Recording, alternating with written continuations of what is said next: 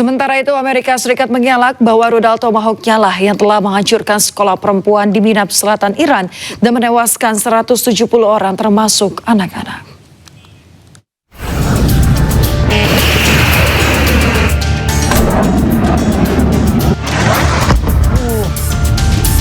Serangan rudal Tomahawk menghancurkan sebuah sekolah perempuan di Iran.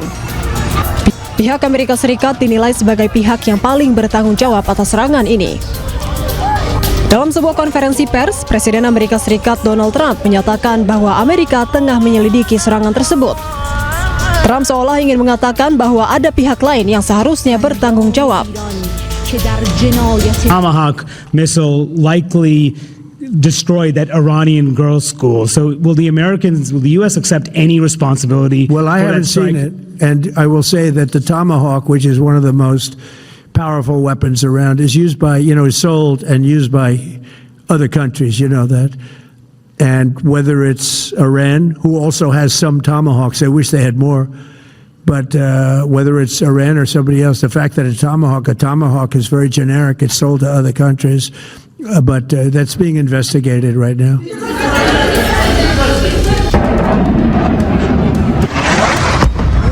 Rekaman kamera memperlihatkan saat rudal Tomahawk menghantam sekolah dasar perempuan di Minab Selatan Iran pada Sabtu 28 Februari lalu. Rudal Tomahawk merupakan rudal yang kerap digunakan Amerika Serikat. Media Iran melaporkan sekitar 170 orang termasuk anak-anak tewas dalam serangan ini. Israel mengklaim tidak mengetahui operasi di daerah tersebut, sementara Trump secara eksplisit menyalahkan Iran.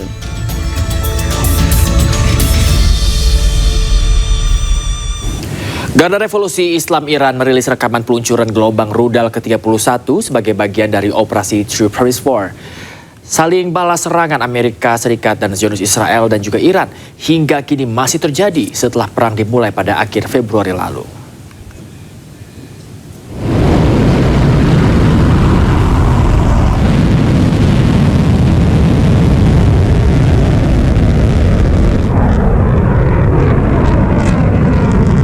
Rudal-rudal yang diluncurkan sebagai bagian dari gelombang ke-31 operasi True Promise 4. Sementara pasukan pertahanan Israel telah gagal menghalau rudal hypersonic buatan Iran seperti Fatah 2 dan Kibar. Negara Islam Iran juga memiliki rudal balistik Khorramshahr yang mampu membawa peledak seberat 1 ton.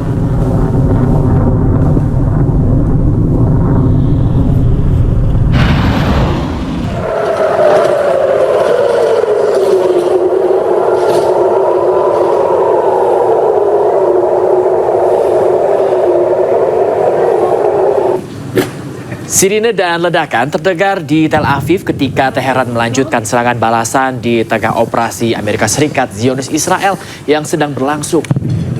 Sirine serangan udara Israel berbunyi di seluruh distrik pusat kota saat peluncuran rudal terdeteksi.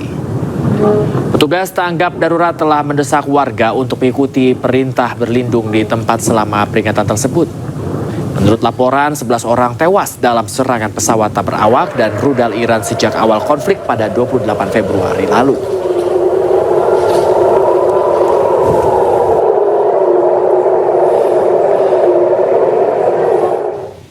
Pemirsa, serangan balasan Iran ke Israel membuat otoritas Israel mengurangi jumlah penerbangan. Hal ini memicu kericuhan di Bandara Ben Gurion Tel Aviv yang dipenuhi warga yang panik hendak menyelamatkan diri keluar dari Israel.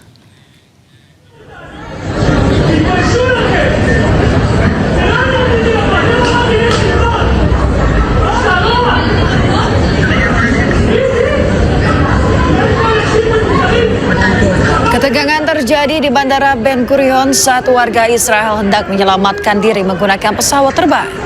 Gerai check-in ditutup pihak bandara sehingga membuat banyak penumpang terlantar dan marah. Suasana juga memanas akibat perselisihan antara polisi dan penumpang yang frustasi.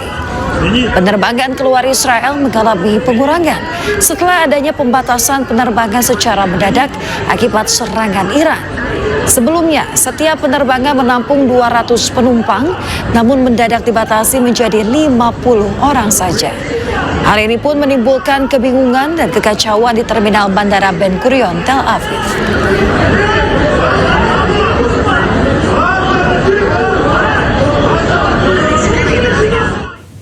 Konflik Iran dengan Amerika Serikat dan Zionis Israel bukan lagi perang saling berhadapan. Kecanggihan teknologi tiga negara ini membuat serangan menjadi nirawak. Tidak lagi menggunakan pesawat tempur, serangan ketiga negara menggunakan pesawat nirawak atau drone.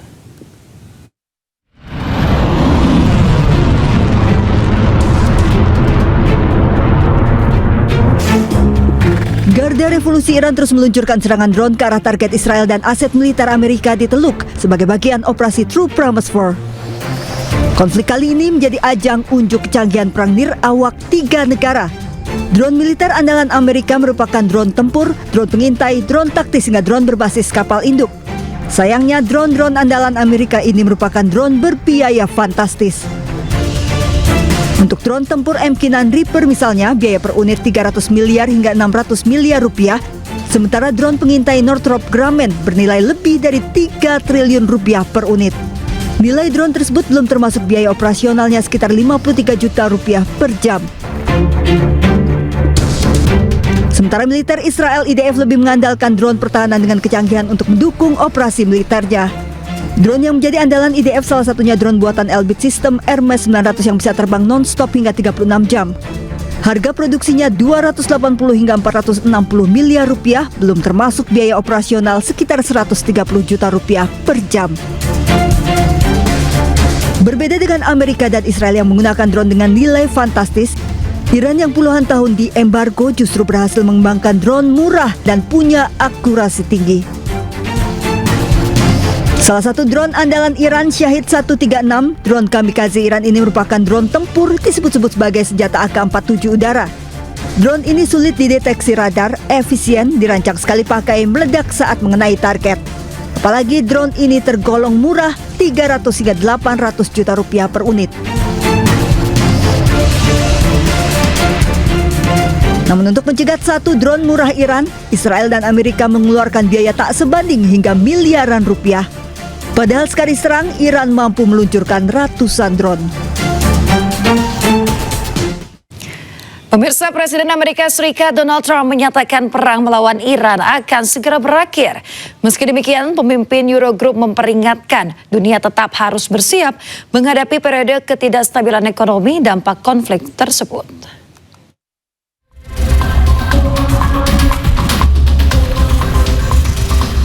Presiden Amerika Serikat Donald Trump menyatakan perang melawan Iran akan segera berakhir. Namun Trump tidak memastikan perang akan segera berakhir dalam waktu dekat. We're knocking them out. We know where they all are. We're knocking them out very quickly. We're ahead of our initial timeline by a lot. I would say that we probably would not have thought after a month we'd be here.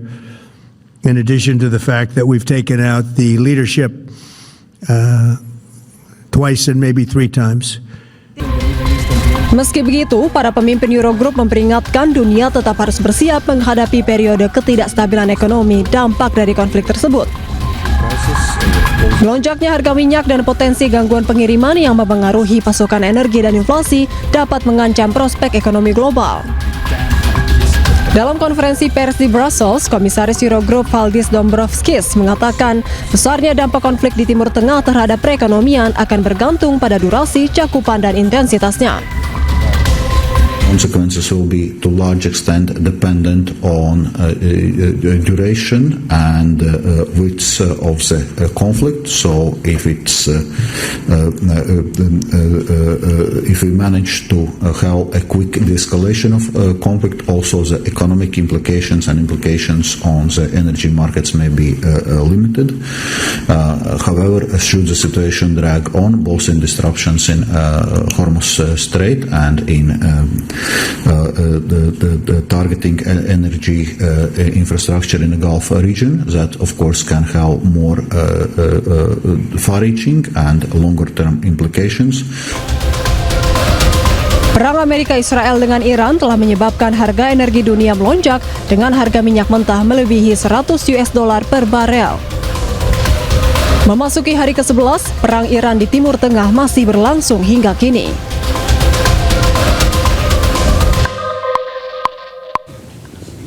Tanggapi ajakan akhiri perang dari Presiden Amerika Serikat, Menteri Luar Negeri Iran justru menegaskan siap melakukan perang panjang selama yang dibutuhkan. Iran siap meladeni Amerika untuk eskalasi lebih lanjut di tengah serangan Amerika Serikat yang menyerang sejumlah fasilitas yang dimiliki militer Iran. Yes, they have attacked many of our facilities. They have attacked our nuclear facilities, but they couldn't destroy our nuclear program because it is a technology advanced and developed by ourselves. They have also attacked our missile facilities, but they have not been able to stop firing missiles against themselves. So the firings continues, and we are prepared. We are well prepared to continue attacking them with our missiles as long as. Pemirsa, juru bicara militer Iran mengeluarkan peringatan keras kepada Amerika Serikat dan Israel. Pihaknya menyatakan jika perang berlanjut bisa mendorong harga minyak di atas $200 Amerika Serikat per barel.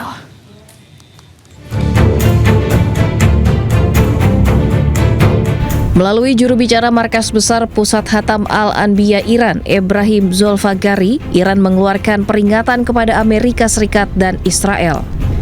Pihaknya menyatakan bahwa kelanjutan perang akan mendorong harga minyak di atas $200 Amerika Serikat per barel. Sebelum pecahnya perang pada 28 Februari, harga minyak berada di kisaran $70 Amerika Serikat per barel.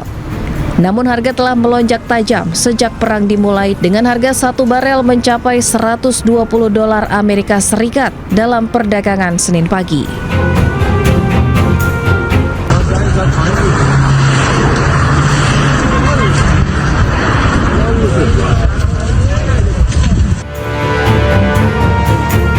Ebrahim mengklaim bahwa Amerika Serikat dan Israel menargetkan bagian dari infrastruktur bahan bakar energi dan pusat-pusat layanan milik rakyat dalam serangan mereka. Pernyataan ini merujuk pada serangan Israel terhadap fasilitas minyak di Teheran pada Sabtu malam. Pihaknya menambahkan pasukan Iran sejauh ini masih menahan diri untuk tidak melakukan tindakan serupa. از دولت‌های کشورهای اسلامی انتظار می‌رود هرچه سریعتر آمریکای جنایتکار و رژیم وحشی صهیونیستی را از چنین اقدامات بزدلانه ضد بشری برحذر دارند تا شعله‌های آتش و جنگ بیش از این گسترش نیابد. در غیر این صورت اقدامات مشابهی در منطقه صورت خواهد گرفت و اگر تحمل نفت بیش از بشکه‌ای $200 را دارید این بازی را ادامه دهید. Sebelumnya, akibat ledakan di kompleks penyimpanan bahan bakar yang digunakan oleh Angkatan Bersenjata Iran, membuat jalanan di sekitar Teheran juga ikut terbakar, hingga membuat warga panik. Kementerian Perminyakan Iran mengatakan ada 3 depot minyak yang diserang Israel, yakni di daerah Kohak, Shahran, dan Karaj. Usai depot minyak diledakkan Israel, awan hitam menyelimuti Teheran ketika asap tebal terus mengepul. Warga diminta tak keluar rumah karena hujan yang turun tercemar mengandung asam yang